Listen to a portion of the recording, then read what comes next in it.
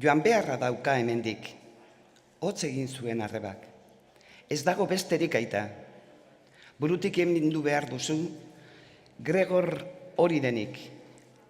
Hainbeste denbora hori sinestia izan da gure zoritxarra. Nola izango daba Gregor? Gregor balitz?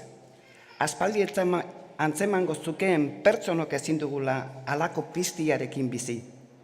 Eta bere kabuz alde egingo zukeen. Neba galdu bai, baina bizitzen jarraitu eta begirunez izango genukeen gogoan. Piztia honek baina jazarri egiten gaitu. Maizterrak usatu. Etxe osoa beretzat hartu eta kalean ikusi nahi gaitu lotan. Ikusi aita. Egin zuen papatean garrazi. Ordoa berriro.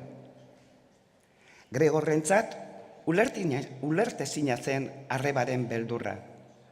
Ark, ama askatu, eserita zegoen lekutik jauzi egin, nebaren alboan jarraitu baino nahiago balu bezala ama sakrifikatzea, eta lasterka joan zen aitaren atzera.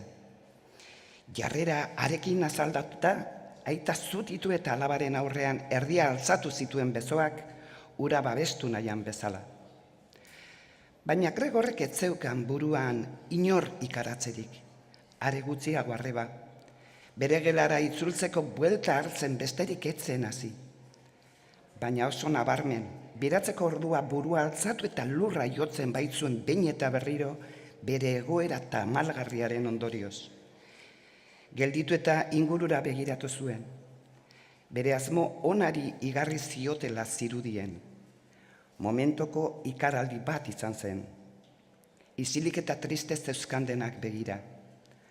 Ama bere bezaulkian zegoen, zangoak luzatuta eta bata bestearen kontra, begiak akiduraz erdi itxita. Aita eta arreba, elkarren alboan zeunden ezerita, arrebak eskua aitaren lepoan zuela.